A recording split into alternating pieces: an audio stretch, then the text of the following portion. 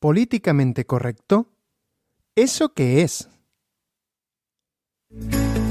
Hola a todos, soy Oscar, fundador de UnlimitedSpanish.com. Quiero ayudarte a hablar español fluidamente. Hablar español es más fácil de lo que parece. Solo tienes que usar el material y técnicas adecuadas. Hoy, en este episodio, voy a hablar del lenguaje políticamente correcto, es decir, cómo utilizar el idioma de cierta manera para no ofender a nadie. A continuación, vamos a hacer una lección de mini historia, así podrás practicar tu conversación. Perfecto, vamos allá. En los últimos años, hay una tendencia cada vez más importante en el idioma. Es el uso del lenguaje políticamente correcto. ¿Qué quiere decir esto de políticamente correcto? Bueno, cuando eres políticamente correcto, utilizas palabras y expresiones que en teoría son más neutras y no ofensivas. En especial, intentas evitar un lenguaje que pueda ofender o discriminar a un determinado grupo, sobre todo grupos minoritarios e históricamente discriminados. En este episodio, vamos a centrarnos en cómo se neutraliza el lenguaje desde el punto de vista masculino y femenino. Algunas personas consideran que ciertas maneras de expresarse pueden ser sexistas. Tú, como estudiante, es interesante que veas este tipo de cambios porque así, si lo escuchas o lo lees, no te parecerá extraño. Voy a poner algunos ejemplos para ver en qué se transforman ciertas expresiones. Vamos a ver la siguiente frase. Los alumnos tienen que hacer un trabajo en casa. Parece una oración perfectamente válida, ¿verdad? Desde siempre, alumnos ha sido una palabra que incorpora a los chicos y a las chicas. Es un término genérico, es decir, general. Pues bien, de acuerdo con los cambios que ciertos sectores intentan realizar, es más políticamente correcto o menos sexista decir los alumnos y alumnas tienen que hacer un trabajo en casa. De esta manera, queda claro que también estamos hablando de las chicas. Por otra parte, también se recomienda alternar el orden del masculino y el femenino, es decir, los alumnos y las alumnas o las alumnas y los alumnos. Así se intenta transmitir que no hay preferencia en si eres chico o chica. Por supuesto, esto se extiende a otros grupos. Las profesoras y los profesores, las tutoras y los tutores, las coordinadoras y los coordinadores, etc. El problema principal es que se hace mucho más largo porque tienes siempre que expresar la parte masculina y femenina. Por ejemplo, esta oración, los coordinadores se han reunido con los profesores y han decidido que los alumnos hagan un examen. Se convierte en esta. Los coordinadores y las coordinadoras se han reunido con las profesoras y los profesores y han decidido que los alumnos y las alumnas hagan un examen. Como esto es ya demasiado largo, se recomienda utilizar palabras neutras. Vamos a ver el mismo ejemplo cambiándolo por estas nuevas palabras. La coordinación se ha reunido con el profesorado y ha decidido que el alumnado haga un examen. Bueno, no está mal, es una mejora. En otros contextos fuera de la escuela puedes encontrar también este tipo de sustituciones. Los trabajadores de la fábrica por la plantilla de la fábrica. Las enfermeras del hospital por el personal de enfermería del hospital. Hay muchas palabras neutras. Este es un pequeño listado.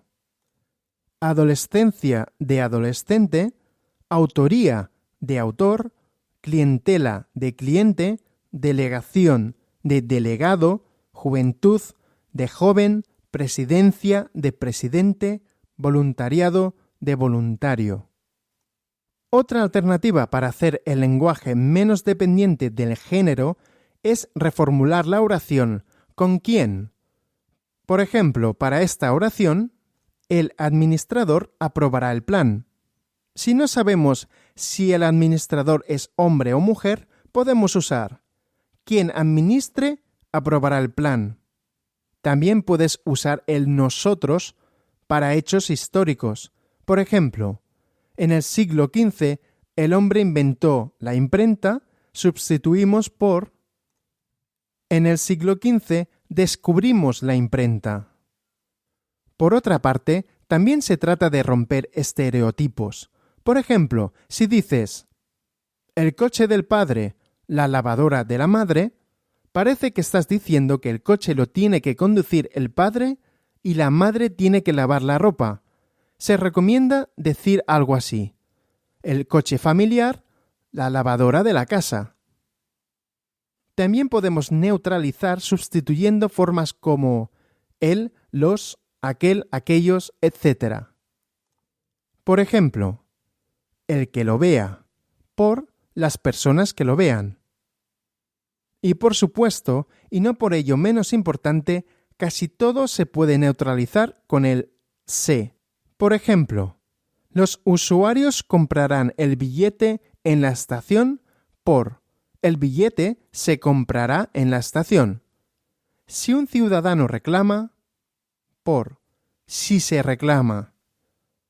El cliente presentará el documento, por se presentará el documento.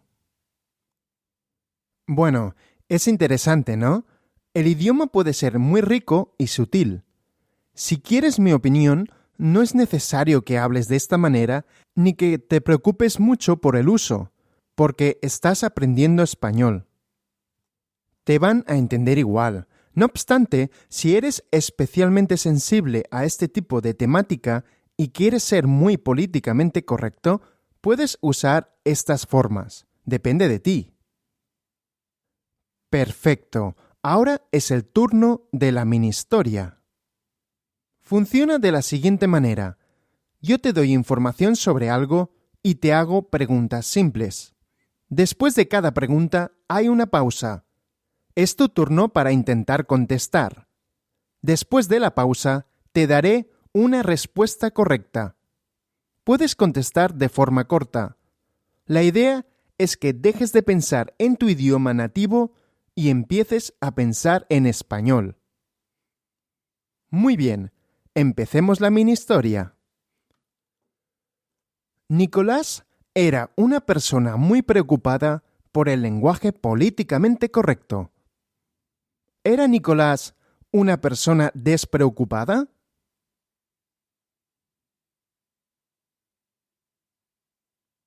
No, Nicolás no era una persona despreocupada. Nicolás era una persona muy preocupada. ¿Era Nicolás una persona muy preocupada por el lenguaje políticamente incorrecto?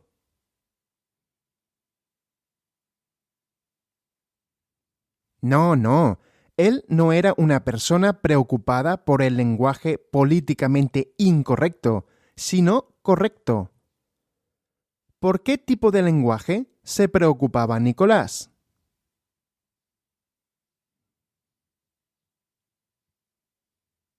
Por el correcto. Nicolás se preocupaba por el lenguaje correcto. ¿Se preocupaba Nicolás mucho o poco?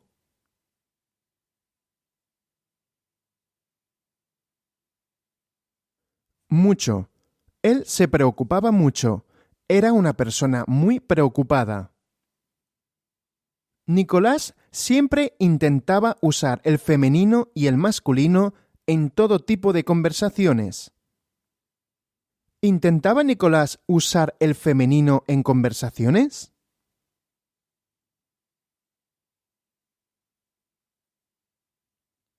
Sí, intentaba usar el femenino en conversaciones. ¿Y el masculino? ¿Intentaba Nicolás usar también el masculino?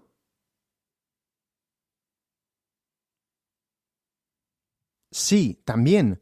Nicolás también intentaba usar el masculino. Él intentaba usar el masculino y el femenino. ¿Qué intentaba siempre Nicolás?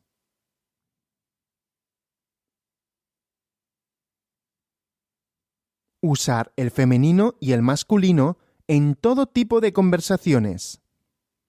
¿Lo intentaba solo en algunas conversaciones?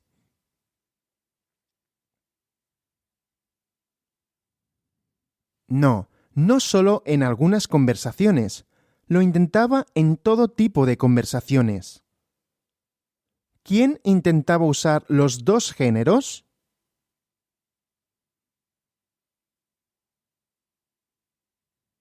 Nicolás. Nicolás intentaba usar los dos géneros, masculino y femenino. A veces usaba palabras neutras para intentar no ofender a nadie. ¿Usaba Nicolás palabras neutras?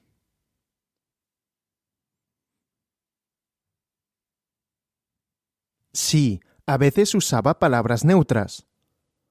¿Usaba siempre palabras neutras?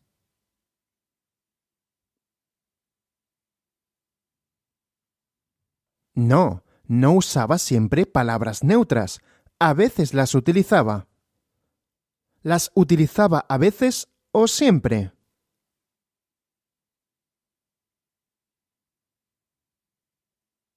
A veces. Las usaba a veces. Nicolás usaba palabras neutras a veces. ¿Con qué frecuencia las usaba?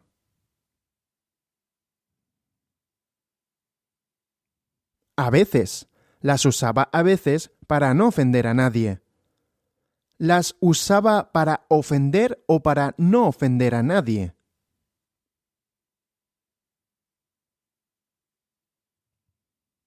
Para no ofender. Las usaba para no ofender a nadie. ¿Para qué usaba palabras neutras?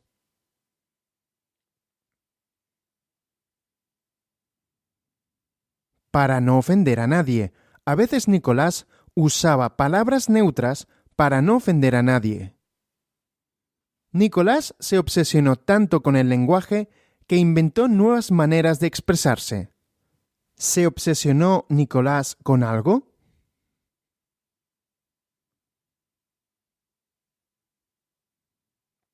Sí, se obsesionó con el lenguaje. ¿Con qué se obsesionó Nicolás?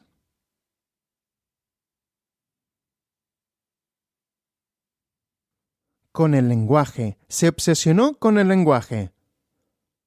¿Quién se obsesionó tanto?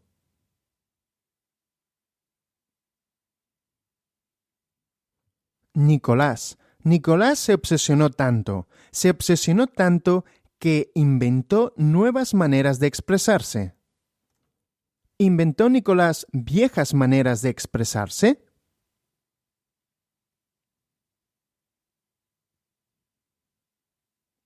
No, no, no inventó viejas maneras, sino nuevas maneras. ¿Qué inventó Nicolás?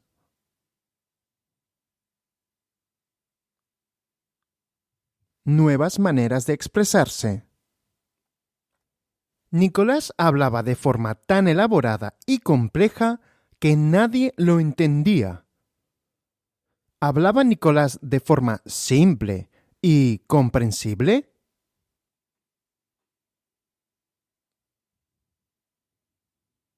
No, Nicolás no hablaba así.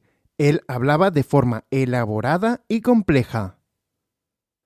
¿Cómo hablaba Nicolás?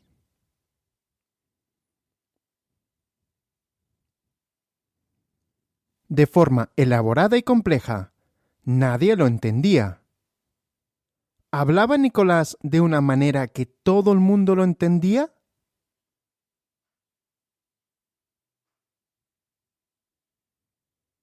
No, Nicolás no hablaba de una manera que todo el mundo lo entendía. Nadie lo entendía. ¿Por qué nadie entendía a Nicolás?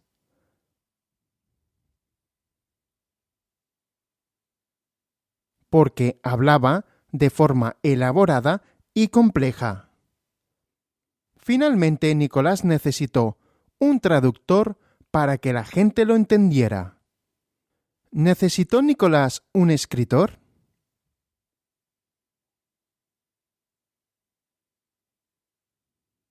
No, Nicolás no necesitó un escritor, necesitó un traductor. ¿Qué necesitó? ¿Un agricultor?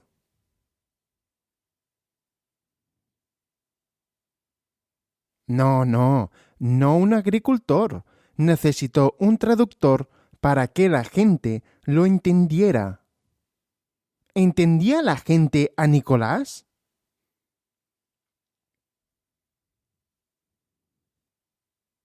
No, la gente no entendía a Nicolás.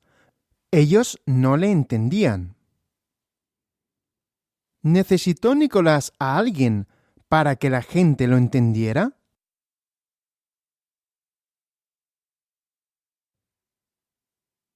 Sí, él necesitó a un traductor para que la gente lo entendiera. ¿A quién necesitó?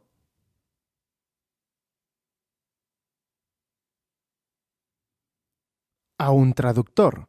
Necesitó a un traductor. ¿Para qué necesitó un traductor?